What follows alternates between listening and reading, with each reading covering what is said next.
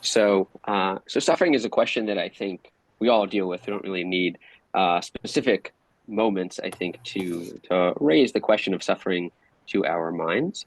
But I think in the events, or in light of the events of October 7th, it's something that I think has come and risen back to the surface, just to the nature of the how horrific those events were. And so I want to kind of share with you some of the Jewish perspectives on this.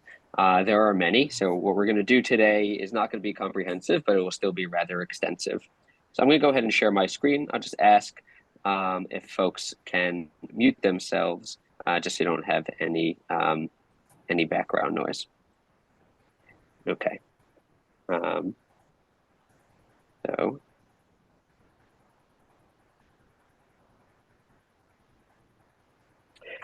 For those of you who are new, we're going to go through a pretty wide range of sources. There'll be many of them. We won't read all the ones that are on the page.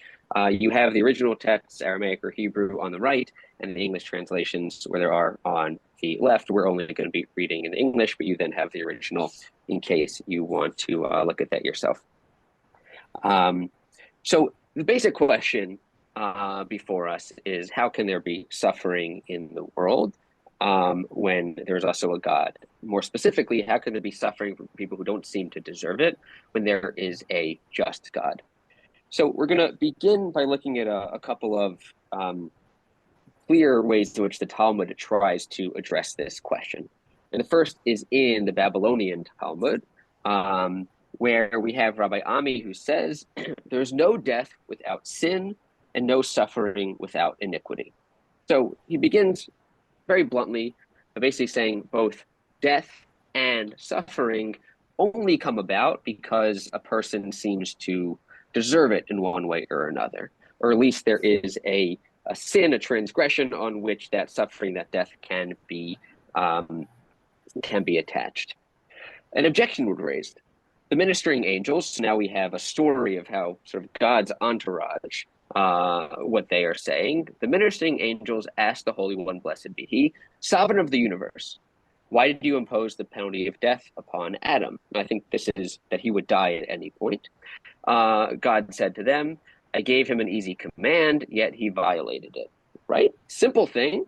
Just don't eat from that tree. If you violate that, the immediate punishment is being kicked out of the garden, but the longer term punishment was that he would eventually die.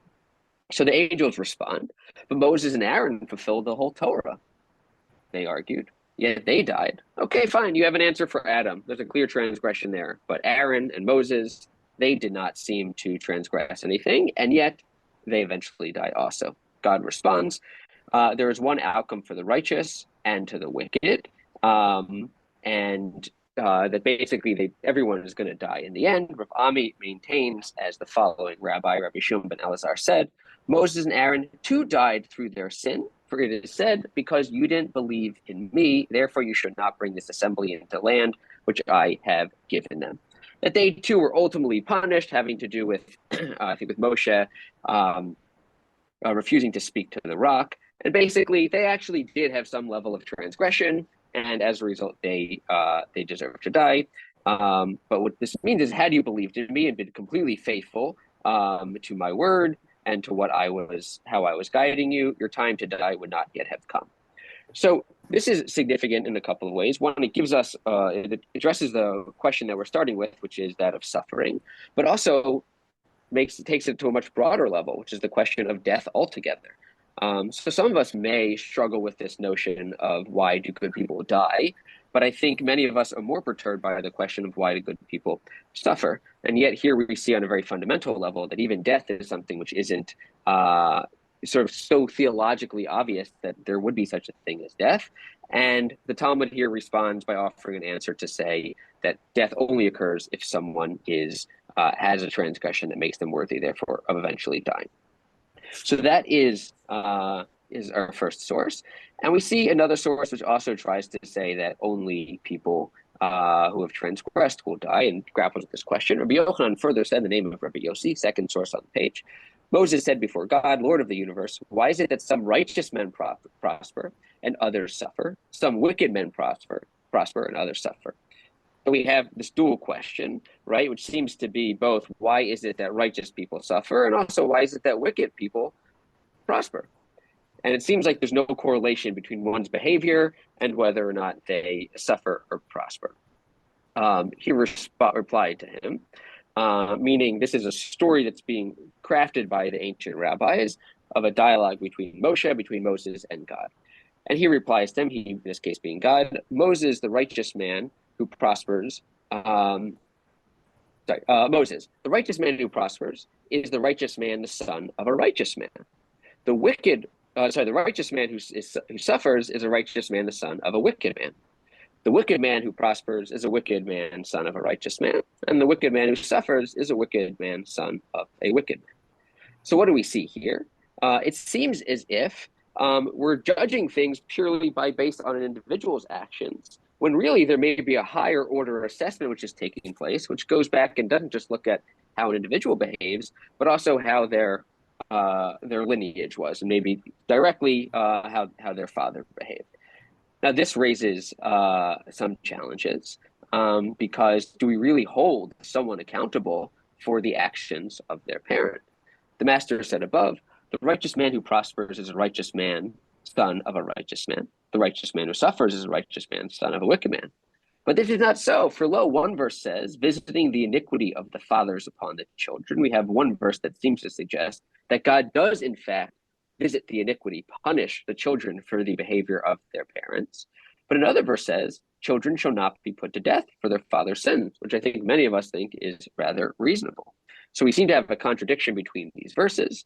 How is this resolved? And a contradiction was pointed out between these verses, and the answer was given that there is no contradiction. The one verse deals with children who continue in the same course as their fathers, and the other verse with the children who do not continue in the course of their fathers. Now, in some ways, this argument, if you think about it, in terms of how practical it would be, it seems rather irrelevant, right? Because while we initially tried to offer this idea that maybe someone who's wicked, who seems to be prospering, it's because their parent was actually righteous. But our conclusion here is basically just to say, in the end of the day, the only sort of locus of our attention is on the individual person. And yeah, if their father were wicked and they're also wicked, so they're going to be punished. And if their father were righteous and they're wicked, well, it seems as if they may also still be punished. So it doesn't actually seem to resolve this question. Nevertheless, I think there's a significant piece that we can see here in this Talmud, in that it's not so obvious, I think, that we don't actually hold people accountable for the actions of their parents. And this gets a little bit to something which we learned together last year about the question of moral luck. Moral luck is this notion in philosophy from about 40, 50 years ago that we hold people accountable for things that are beyond their control. And one of the ways in which we tend to hold people accountable, even if not really directly, but certainly indirectly, is the nature in which they were raised. The parents that they had certainly impact how a person ends up themselves. I don't think many of us believe that our upbringing really isn't deterministic at all. And so to the extent that that is true, there is a way in which we actually hold people accountable, again, in an indirect way, for who their parents were and how their parents behaved. And we see this, I think, in a strong piece by Yuval Noah Harari, the Israeli, historian. And he writes, modern Westerners are taught to scoff at the idea of racial hierarchy. I think that's obvious to most of us. They are shocked by laws prohibiting blacks to live in white neighborhoods or to study in white schools or to be treated in white hospitals. But the hierarchy of rich and poor, which mandates that rich people live in separate and more luxurious neighborhoods. I don't think he means legally mandates, but just the hierarchy gets established for them to study in separate and more prestigious schools and receive medical treatment in separate and better equipped facilities seems perfectly sensible to many Americans and Europeans. Yet it's a proven fact that most rich people are rich. Why? For the simple reason that they were born into a rich family, while most poor people will remain poor throughout their lives simply because they were born into a poor family.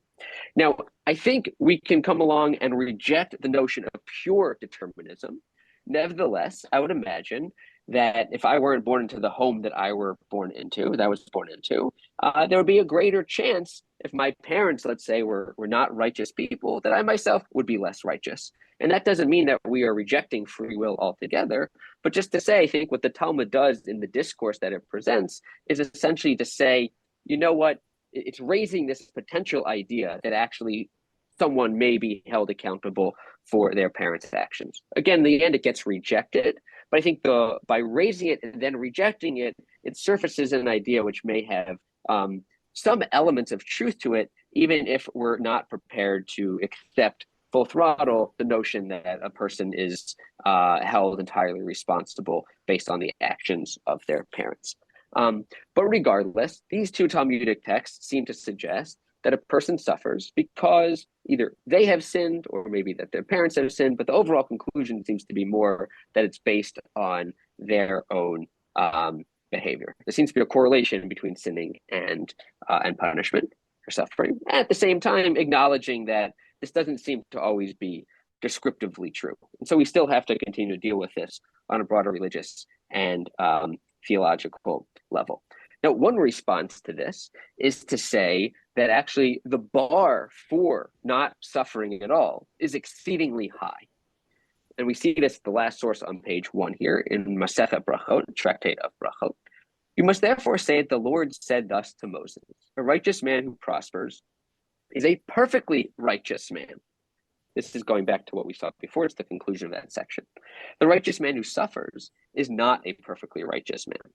The wicked man who prospers is not a perfectly wicked man, and the wicked man who suffers is a perfectly wicked man. So now what we've said is we're now sort of, I guess, shifting our focus. And we're saying you can't just define people as righteous and wicked. You can't divide them that neatly up into two categories. But if you see someone who is righteous and suffering, the reason must be that they're not perfectly righteous. As long as there's some element of misbehavior there, then they can, on some kind of theological level, be punished. And the same thing would be true of a wicked person who has some element of righteousness to them, that they may reap some reward for that righteousness, even if a majority of their behavior is problematic.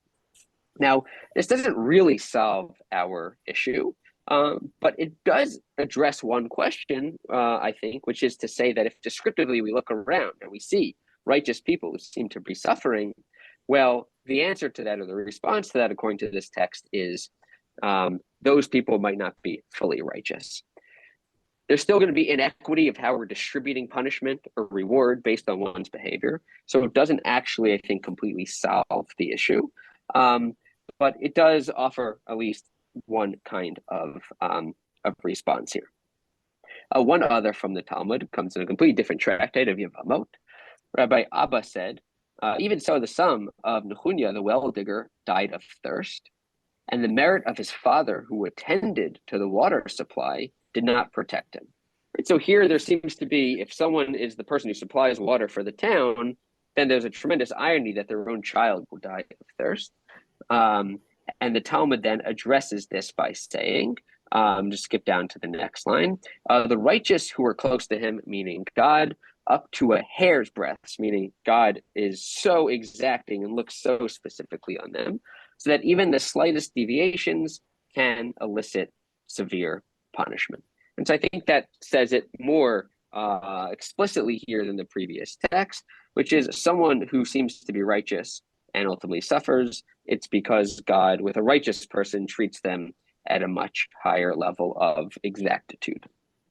Now, nevertheless, I think for all of us to fully answer the question, we're still stuck with a challenge of, is that really fair, right? Even if that's true, is it fair that for people who are generally righteous, God would treat them with such levels of exactitude that even for some hair's breadth misbehavior, they might suffer severe punishment?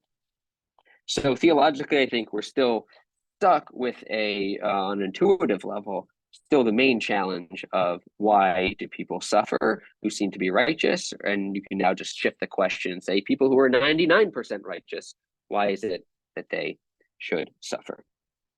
So another answer which tackles this from one perspective. Previously, we had looked at how we might think of a person as being liable for the behavior of their parents.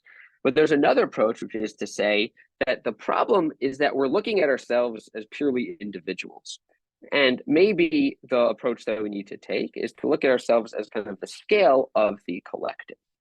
And we see in Masechet Sanhedrin an important idea which plays itself out in various ways and has a term which I'll state in a minute that you might be familiar with. It says, is it not written, and they shall stumble one upon another, meaning one will stumble through the sin of the other, which teaches that all are held responsible for one another. There, the reference is to one who had the power to restrain their fellow man from evil, but did not. Sorry, I thought this text had the, it does. The text here is that we're all held responsible for one another. You can look at the original on your right, Kulan Arevin Zebazeh, that we all are guarantors for one another. And there's a beautiful concept here which plays itself out in Jewish law. Also, why can I make a blessing and you can answer amen to it, and then you can also then fulfill that ritual act or eat that food? It's because one can actually do a mitzvah for another person based on this concept in certain circumstances. But what this also means is that we're actually held liable for the behavior of another person. And specifically, in the case where we have the ability to help them refrain from their own transgression. So this is just our first inkling. We're going to get into this in more detail in a moment, but pivoting us towards the perspective that people are held accountable for one another. So if I'm going about my own life and I myself am perfectly righteous, but there are other people in the world who are not, and I have the ability to assist them in changing their ways or even directly preventing them from doing their misdeeds, and I don't do so, well, then I now can be held accountable for them. This idea is expounded upon in kind of a broader philosophical and theological way in a well-known book by Rabbi Joseph Soloveitchik, called Dodi Dofek in Hebrew and translated as Fate and Destiny. And part of the book there, Rabbi Soloveitchik, if you're unfamiliar with him, was a giant 20th century rabbi who settled ultimately in Boston and was the head of Yeshiva University. He would commute to New York and also had a PhD from Berlin in philosophy and kind of the leader of the modern Orthodox community in the United States. And in part of this book, he grapples with this question of suffering as it applies to Job, to Eov.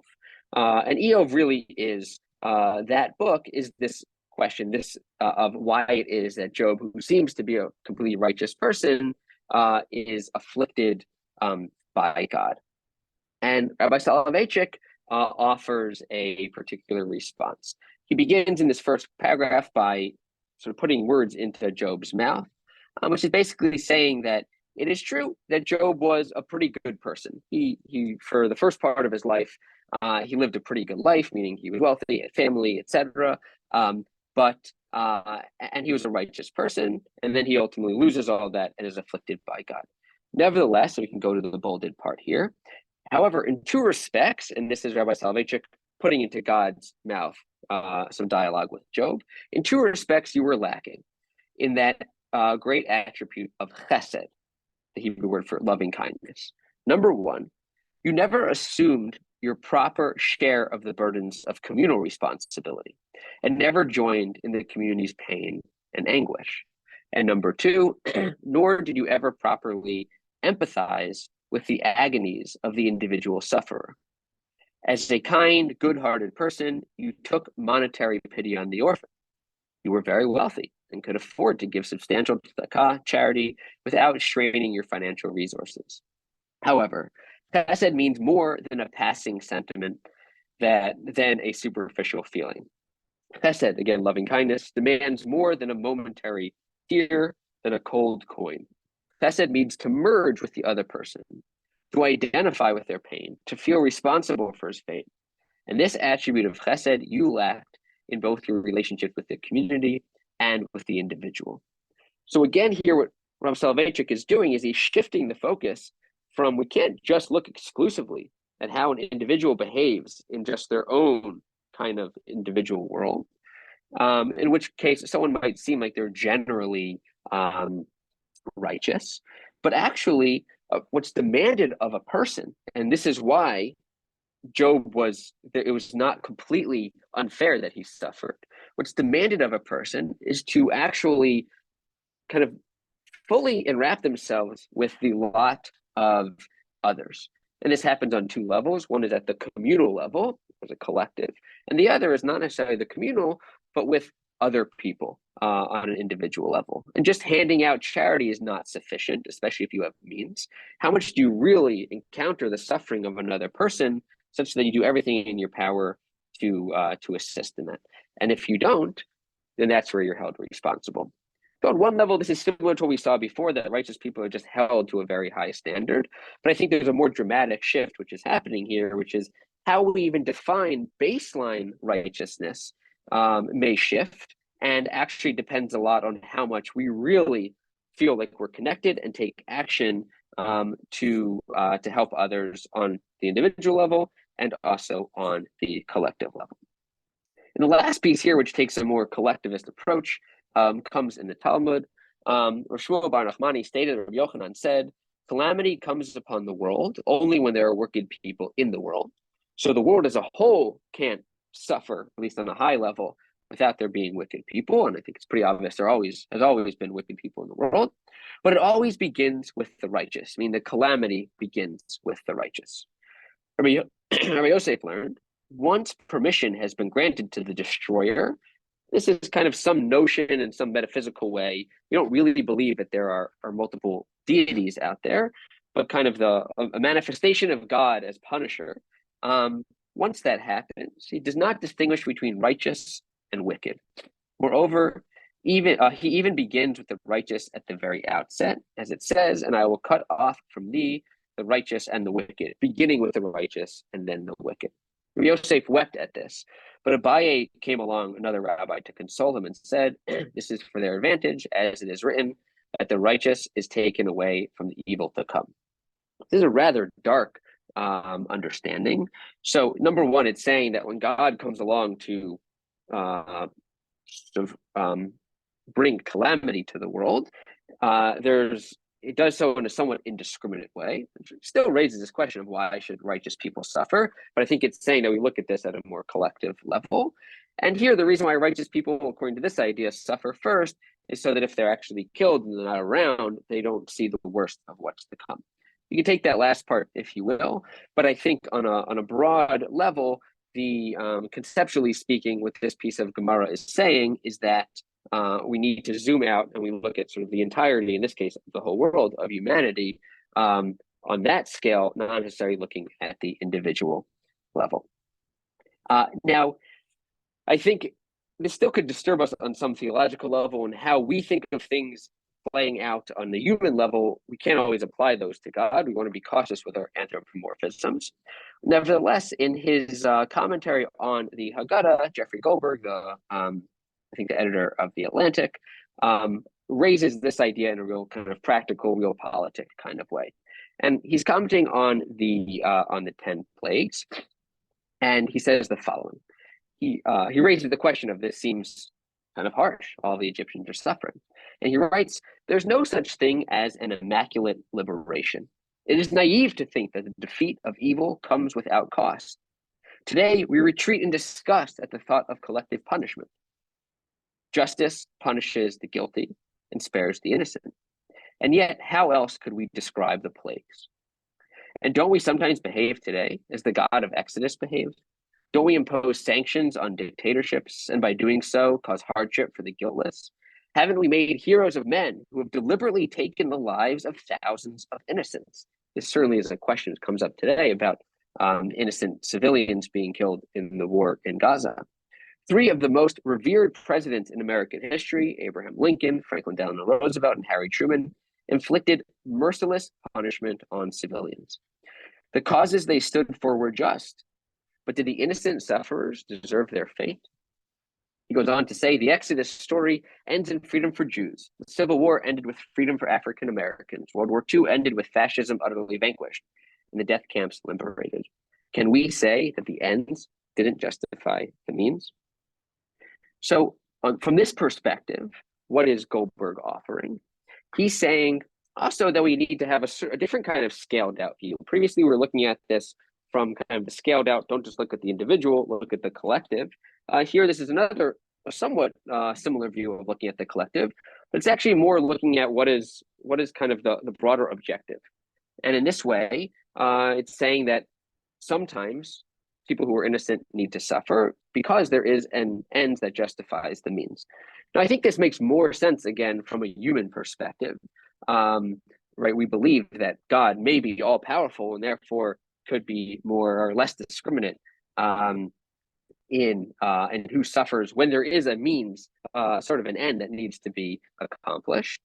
Nevertheless, I think I like Goldberg's piece because he raises kind of just the general messiness of how there have been many times in history where innocent people have needed to suffer, but that was justified by the ultimate end.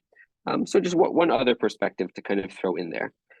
Another perspective is that things ultimately work out for the good, right? So we may have a limited perspective on what's happening, and we may say, hey, this person seems like something bad is happening to them, and they're being punished, or at least they're suffering on account of something. They're suffering even though we believe that they're righteous. But there's a perspective here which may say what appears to be a bad thing might actually be different. And there's a story here from the Talmud. Rabbi Huna said in the name of Rav, citing Rabbi Meir, and so it was taught in the name of Rabbi Akiva. A man should always accustom himself to say, whatever the All-Merciful does is for good. Right? Basically, whatever's happening to me, even if it seems bad, I should acknowledge that it actually ultimately for good. And that can be seen in the following story. Rabbi Akiva was once going along the road, and he came to a certain town and looked for lodgings, but was everywhere refused. He said, whatever the merciful does is for good, because he followed this dictum. And he went and spent the night in the open field. He had with him a rooster, an ass, and a lamp. A gust of wind came and blew out the lamp. A weasel came and ate the rooster. A lion came and ate the ass. Now he's got nothing. And again, he still said, whatever the All-Merciful does is for good. The same night, some brigands came and carried off the inhabitants of the town. He said to them, did I not say to you, whatever the All-Merciful does is for the good? Right, so what happened in this story? Everything as it's happening in the sequence that it occurs seems like it's terrible. And yet he continues to say again and again, I have faith that this happens for the good. And the end of the story, by virtue of the fact that he was kind of off on the side and by himself and not with the inhabitants of the town, and that he didn't have a candle or animals that were making any noise for someone to come and see him, he actually evaded a difficult fate. A similar story came up, and maybe we won't read this entire thing inside, in an article about 10 years ago in the Ford Jewish newspaper, where you may remember the Malaysian Airlines Flight 370 that crashed, or just disappeared and crashed. And there was a story where someone was trying to book a flight, and he would have been on this flight. And he was talking to his travel agent, who was an Orthodox Jew. And this guy was Jewish, but didn't observe the Sabbath. And the Orthodox Jew basically told this person, he said, I don't feel so comfortable booking this trip for you, and encouraged him to not travel on the Sabbath. And eventually what happened, first the guy just thought it was annoying, but you can look down over here, the third to last paragraph. Later that evening, Andy changed his mind and decided not to fly on Shabbat after all. He thanked the agent for prompting him to consider the obligation not to travel on the holy day. I reconsidered. You were right, and I should be more observant, Andy wrote the agent. I'll manage without that day in Kuala Lumpur, and I'll come home a day early. The travel agent then booked a flight for Friday, and both men put the matter aside. On March 7th, Andy successfully flew a Malaysian Airlines Flight 370 from Kuala Lumpur to Beijing. Exactly 24 hours later, the same flight ended in tragedy, resulting in the presumed deaths of 239 people aboard. So this is the case which I think happens somewhat frequently when there's a tragic event, that someone will then come forward and say, I was supposed to be in that place at that time. Certainly there are plenty of stories about that on 9/11 or with October 7th also, and in this case as well. So this also takes a certain approach, which is something which seems like it may be an issue. In this case, it was a much smaller thing, but you can imagine that someone, for whatever reason, had an issue where they missed a flight and they were, very annoyed and frustrated and just angry. And then at the end of the day, they're not on a flight that ends up crashing. Um, However, while this may be satisfactory for the individual who that's affecting in this direction, there are probably also stories, which we often don't hear about as much, maybe, of people who weren't supposed to be in that place at that time.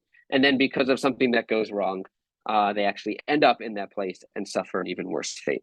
And this, in fact, was a notion that very much disturbed Primo Levi, famous Holocaust survivor, who wrote about his experiences. And he writes very powerfully. He says, in a bit of a memoir, now each of us is busy scraping the bottom of his bowl in the concentration camp with a spoon so as to pick up the last drops of soup, a confused metallic clatter signifying the end of the day. Silence slowly prevails, and then from my bunk on the top level, I see and hear old Kuhn, another person there, praying out loud with his cap on his head, his torso swaying violently. Kuhn is thanking God that he was not chosen, I guess, that day to go off and be killed. Kuhn is out of his mind. Does he not see in the bunk next to him Beppo the Greek, who's 20 years old and is going to the gas chamber the day after tomorrow and knows it, and lies there staring at the light without saying anything and without even thinking anymore? Does Kuhn not know that next time it will be his turn? Does Kuhn not understand that what happened today is an abomination, which no proprietary prayer, no pardon, no expiation by the guilty, nothing at all in the power of man to do can ever heal? If I were God, I would spit Kuhn's prayer out upon the ground. Very harsh statement there. And what Primo Levi is struggling with here is this notion that while someone on their individual level might avoid some kind of fate, and therefore following this dictum that we saw before in the Talmud, you should always be thanking God for their salvation. The same God who seemingly allowed me to be saved in this moment, especially if there's some kind of quota, my salvation leads to someone else's demise. And so I think this, in some ways, actually just deepens the theological challenge that we have, but in a way which I think is deeply powerful and moving and troubling, which is that there seems to be some element of randomness. And even if we can recognize the positive that happens to us or to someone in an individual moment, at the same time, a very similar or parallel set of actions may be happening that cause somebody else to suffer. But again, I wanted to share that as a bit of a counter to the previous perspective we saw, but just to revisit what that perspective was, it is that ultimately things seem to work out for the good. Now, one way that things may work out for the good, and for many people, this is the only way to solve the question from a religious perspective, how can righteous people suffer, is that even if we see, let's say in the case of Primo Levi, tremendous or horrendous suffering that a person occurs that then just ends in their death, and that seems to be the end of the story, if we believe in some kind of afterlife, that might be the only way that there could be some kind of reward which is so infinitely positive that it could just completely cast aside or completely overshadow the pain and suffering that a person might experience in this life. And that is an idea that comes up a bit in the following piece of Talmud, but it takes another tack first. So there we see, which I think is probably the best source of potential theodicy in the Gemara, in the Talmud, in the first chapter of Brachot.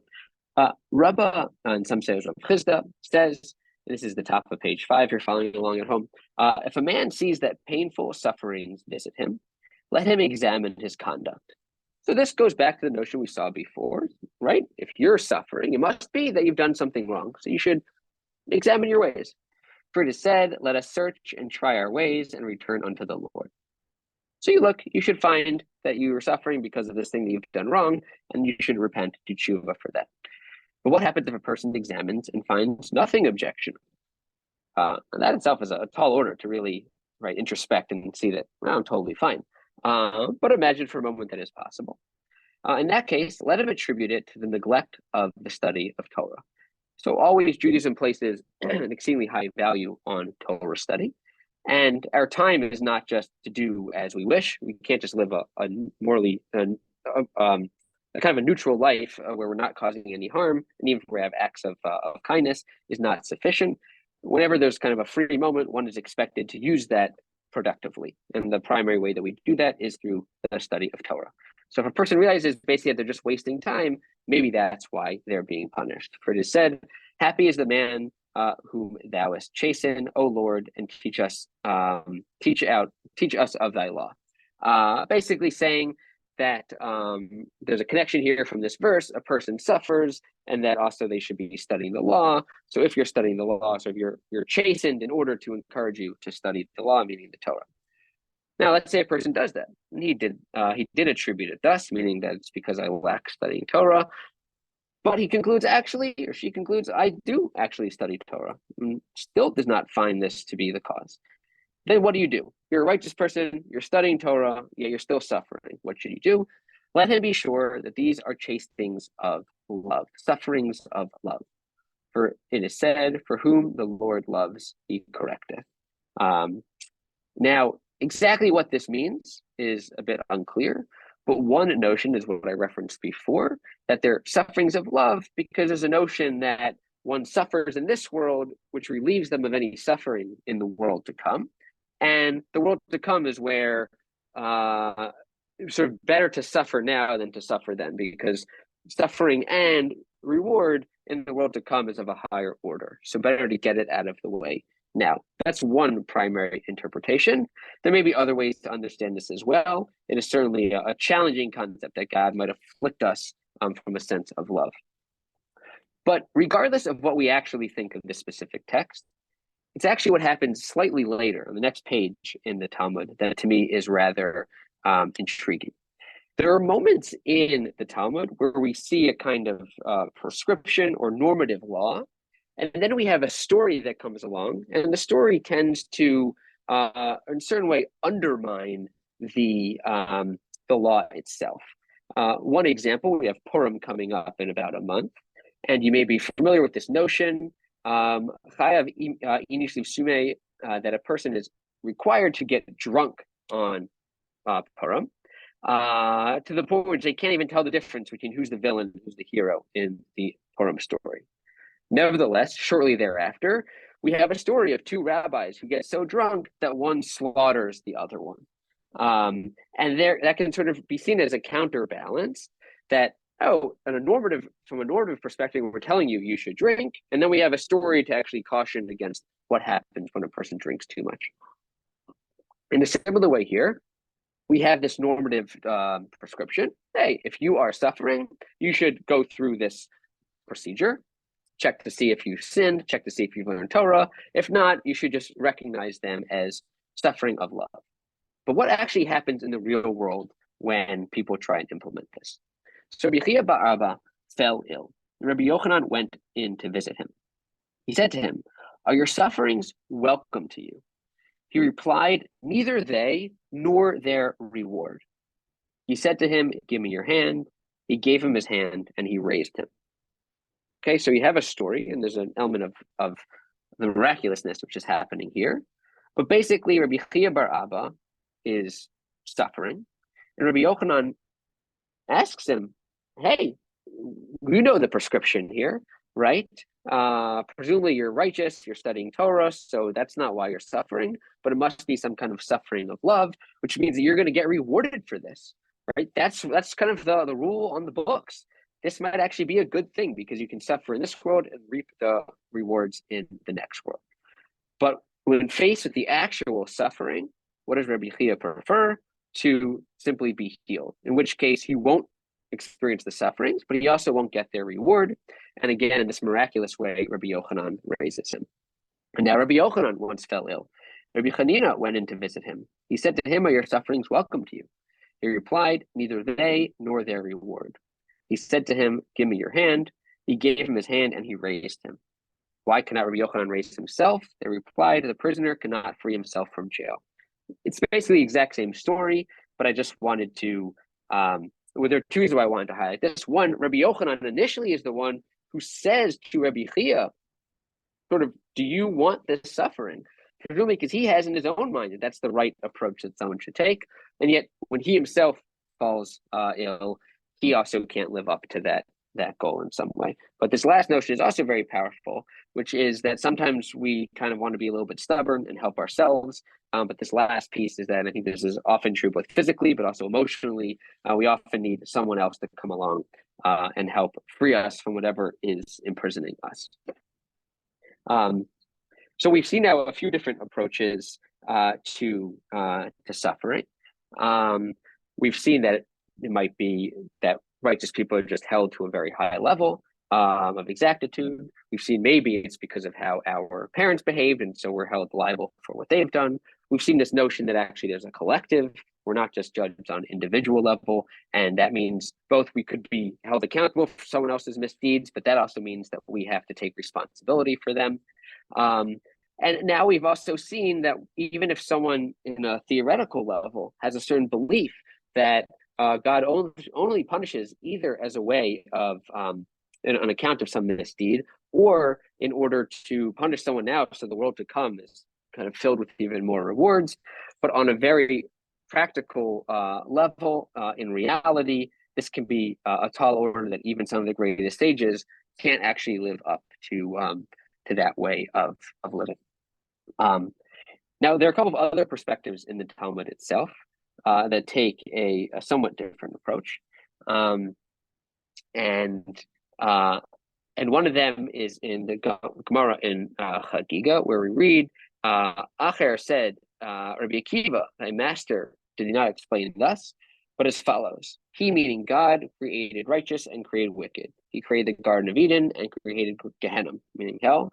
Everyone has two portions, one in the Garden of Eden and one in Gehenna. The righteous man, being meritorious, takes his own portion and his fellow portion in the Garden of Eden. The wicked man, being guilty, takes his own portion and his fellow portion in Gehenna. I actually meant to have this source earlier, but basically this is just saying what I shared before, that one's reward can come in the world to come, which we saw a bit before. But now I want to share the other perspectives that the Talmud offers. And one of them actually comes from the very first source that we started with, where we had seen, right, that there's no suffering without iniquity. That was one opinion there, but there's actually a separate opinion there, which says there is death without sin and suffering without iniquity. Thus, the refutation of Rabbi Ami is indeed a refutation, where the Talmud actually refutes the previous perspective, which we started with, which is to say that if someone is suffering, it must be because there's iniquity. We actually see that that's not necessarily the case. It doesn't solve the question for us of why someone would suffer, but at least it acknowledges that there is a perspective already in the Talmud that these two things can be decoupled. There is suffering and there's misdeeds, there is death, and there are misdeeds, and those two things are not necessarily linked. Okay. One other similar perspective is which goes even further. And in this piece of Talmud, there is a whole discussion of Moshe, of Moses, and what he desired to know from God, and what God would share with him and what God would not share with him. And specifically, he had three requests. Now, this saying of Rabbi Yochanan that all three of Moses' requests were granted is in opposition to the saying of Rabbi Meir. For Rabbi Meir said only two requests were granted to him, and one was not granted to him. For it is said, and I will be gracious to whom I will be gracious, although he may not deserve it. And I will show mercy on whom I will show mercy, although he may not deserve it. And he said, meaning God said, thou cannot see my face. So just to unpack what's happening here, according to the second opinion, there was one request that Moshe had that was not granted to him by God. And that was this question of Theodicy, this question of why the righteous suffer and why the wicked prosper. And God basically responds, from your perspective, I am gracious to those who I am gracious. There's no rhyme or reason for that. And I show mercy on whom I show mercy. And also there's no rhyme or reason to that. And the last line here is when Moshe in the Torah itself, because this isn't stated explicitly in the Torah, but in the Torah itself, Moshe wants to know God. And he says, I want to see your face, to sort of understand you face to face, to fully understand who you are. And God's response to him is that you can't see my face. And the Talmud is understanding this to be an allegory that Moshe wants to understand this most profound of questions, which is, why is it that righteous people suffer and wicked prosper? And he is told, you can't know. Allegorically, you can't see my face. And this, in some ways, isn't very satisfying, and that doesn't give us an answer. On the other hand, to say that even Moshe, who our tradition understands to be the wisest of all people, who got the greatest level of revelation from God, even Moshe wasn't privy to the answer to this question, at least I think gives us good company in our inability to understand this theologically. Now, if we, I want to offer one other answer to this, one other approach, and then I want to kind of jump off of this last piece where Moshe is denied learning about this from God. This comes from Robert Gordis, 20th century rabbi, and he expresses an idea which I think originates in Sadia Gaon, I think a 10th century rabbi from the Gaonim.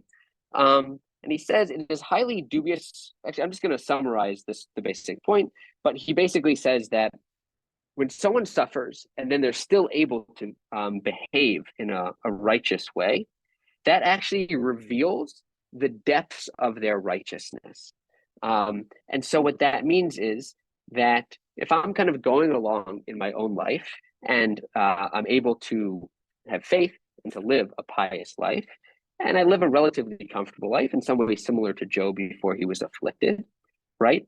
There may be a greatness in who I am that never actually or the levels of the depths of my faith that never actually gets revealed either to other people or also even just to myself, unless I actually encounter some level of suffering, some level of adversity. And we can all probably think of various examples of people who committed great acts of courage, but were they never placed, and this happens all the time in the military, it's happening right now in Israel. I'm not saying that we would ever want people to suffer from these things, but in the face of tremendous hardship, a tremendously righteous person can actually have the opportunity for their righteousness to be revealed. Now, I don't think this answers the question of why should someone suffer, but in some way we can say that it provides them with an opportunity to fully reveal and shine to the greatest level that they can. But fundamentally here, we have a few different approaches.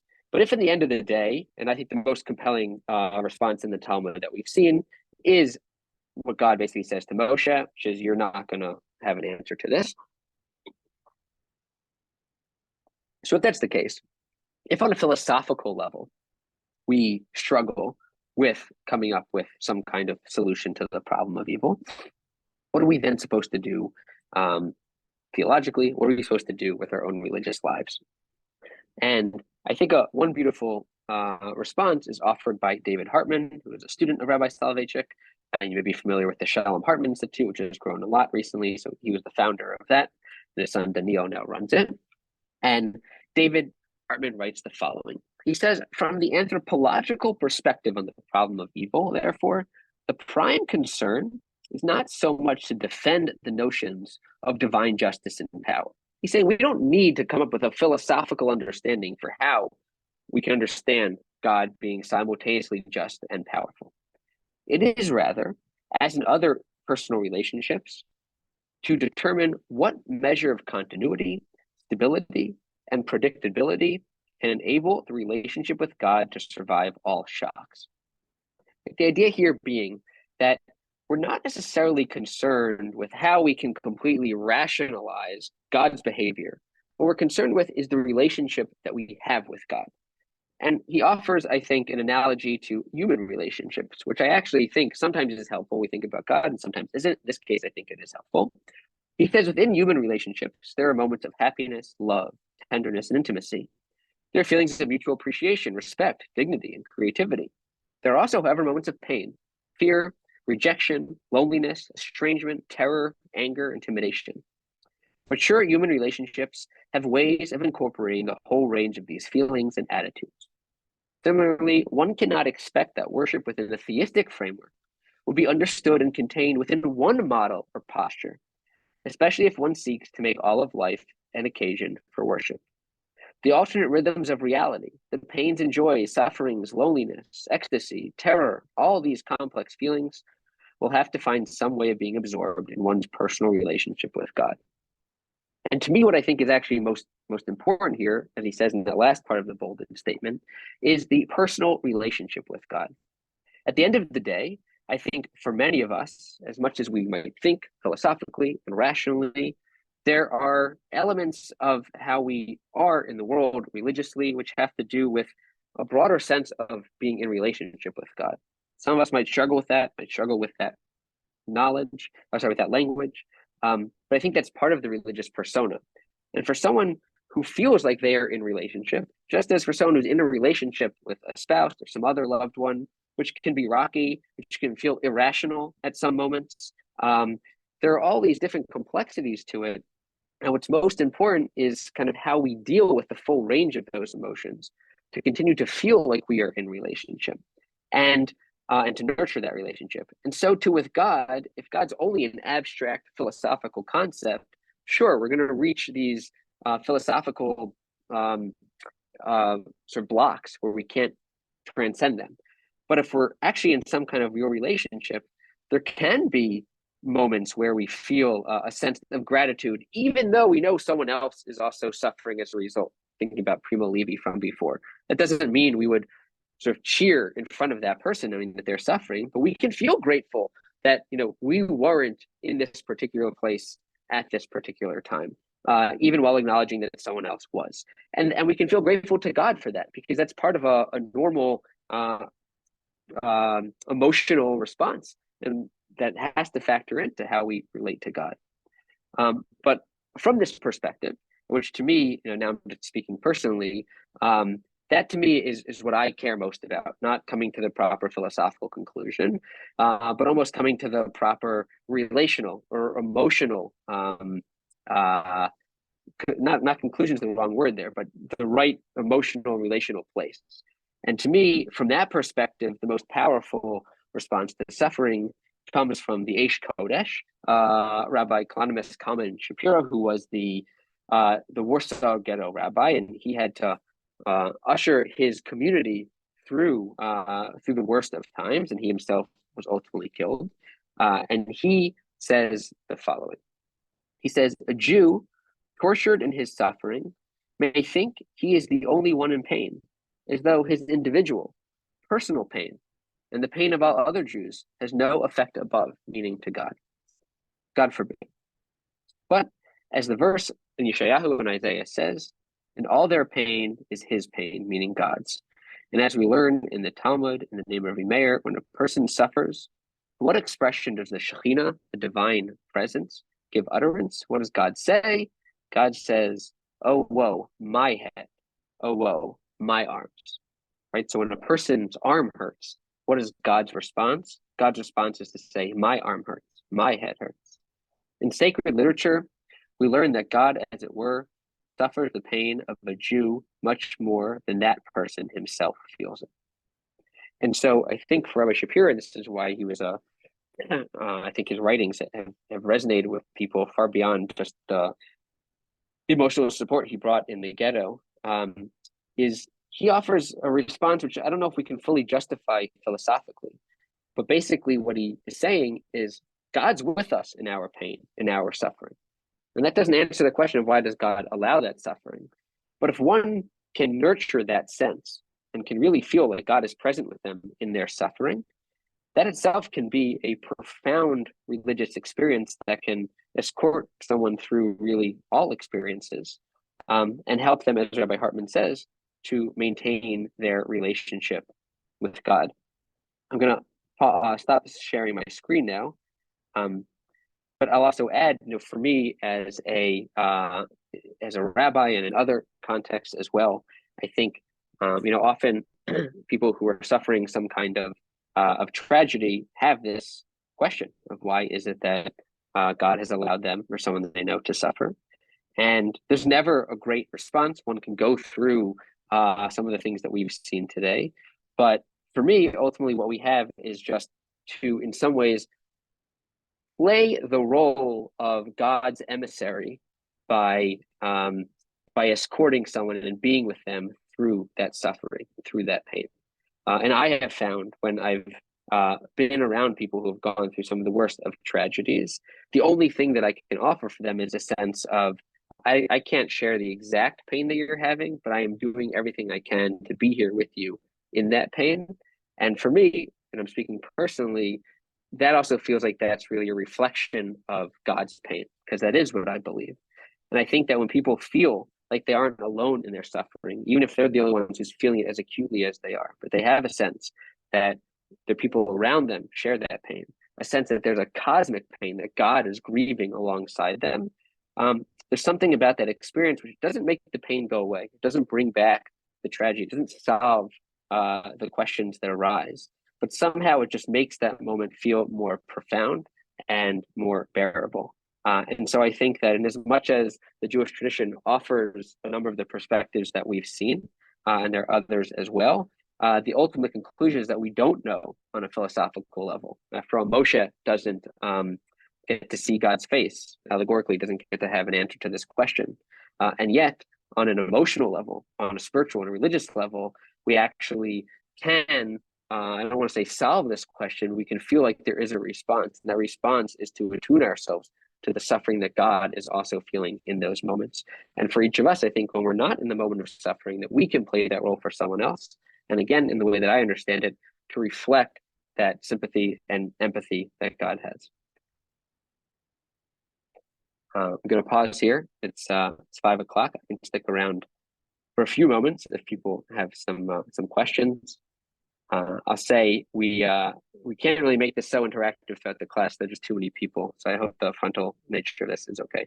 I do see one hand. I see Chaya, and then I think I saw, was that Margot? Did you raise your hand? And let me now allow you to unmute yourself. Yeah, Margot and then Chaya. Okay. I could be way off base, but for me, from the beginning, I'm thinking of Job. I've been stuck on Job with this issue for years. And I was surprised to see Soloveitchik's response in Fate and Destiny. Is he claiming to speak for God, that Job just wasn't this, he had serious flaws, and is he justifying the brutality with which poor Job was drawn through? So that sort of was a surprise to me, because I always sort of thought Job was the book to read about how could we justify an all loving, kind God with what happened to Job. So that was a surprise. The other question I have, again, just quickly, righteous. I heard that word a lot today. Righteous, a righteous. And I'm asking you, what does that mean to you? Are we talking about in the text someone who's following the mitzvot? Is that what righteous is? When you use the word, because you used it today. Sure. Yeah, I think in the traditional literature, it includes someone who follows the mitzvot. But as we saw in some of those different texts, right, the nature of the exactitude with which God holds someone accountable clearly suggests that it's, not just am I, keeping Shabbat or keeping kosher or something of that nature, but also higher levels of behavior as well.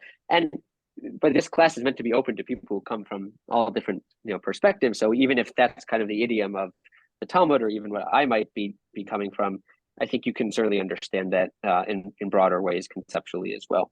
To your first point, I don't know if I'd say that Rav Soloveitchik is justifying Job's suffering. I think he's saying that is still the lesson that he needed to learn in his suffering. Right? It doesn't mean that it's a tit for tat kind of. Yeah. He could have been better.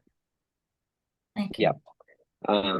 Okay, I have about 7 minutes, so I'm going to go to Chaya if you're still there, and then Sherry, and then Sarah, and then I think that we'll conclude with those. It may be primitive of me, but there are 2 points. One point is not the suffering, but the death. it seems that it's a transactional thing, not a natural phenomenon. So I'm not clear whether death is an unnatural phenomenon and it's only through the transactional behavior that it lands on us, on all of us. The other question, the last point that you mentioned about God joining in the suffering, it's puzzling to me. If we think about God as almighty, what justification can God have to the suffering that he will join in the suffering rather than either prevent it or end it? Not through death, but through revival. Right. So this really is the philosophical challenges, right, of this question of theodicy. I think it was Anselm who came up with, right, if God is omnipotent and all good, beneficent, and then how, and all knowing, omniscient, then how do these things work together philosophically? So that is really where the struggle exists, right? So you're just honing in, I think, on where that philosophical piece, where the inconsistency lies. So again, I think in the end, there is no solution to that from the purely philosophical perspective. I will add, Heschel at one point says that he thinks that the notion of God's omnipotence was adopted from, I think he says Islam, and that it's not obvious if you just learn through the Tanakh that God actually is all powerful. But there are then other questions that can arise. If God in theory is all powerful, does God then kind of let the world run on its own to some extent? So there are some other approaches to this question of God's omnipotence. I was trying to operate within the understanding of that God is omnipotent, at least when we think of this from a philosophical perspective, in which case we have some of the answers that come along there, right, about why someone might be punished. But in the end, all of them are ultimately not satisfactory. So it's the mutual fertilization. Islam drew on Judaism, and then Judaism drew on Islam. I'm sure anyone who does comparative religious studies and looks at these things from a historical perspective will certainly say that lots of ideas, religions draw on each other in various ways. And then to your point, that initial point, remember, it gets rejected later in the Talmud, right? In that same passage to say that there is death without iniquity. But that understanding is that at least Adam and Eve were meant to live forever. And had they not sinned, not only would they not have been exiled, but they also would have been eternal. Okay, Sherry, I think, and then Sarah.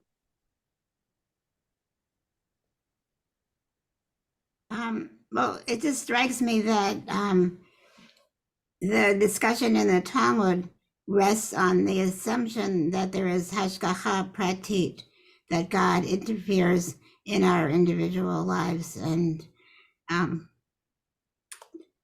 the question is, why doesn't he when people are suffering? But as you look at the sources that you have later and from modernity, we see that that there is, what they're saying is that there is a spiritual companion in your suffering, and that it's a wholly different way of looking at it, which is sort of a comment more, but Sure, thank you. Yes, this question of hashgacha pratit of, when you raise that question, why do righteous people suffer?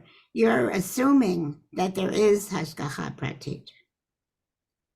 Correct. I think a lot of people feel that way, and you can sort of hashgacha pratit as sort of God divine intervention, and that itself is a bit of its own topic. And Maimonides certainly limits sort of God's intervention within the world. So there are various philosophical ways of saying that God allows the world to kind of set it going, and then allows it to run and operate by its own rules.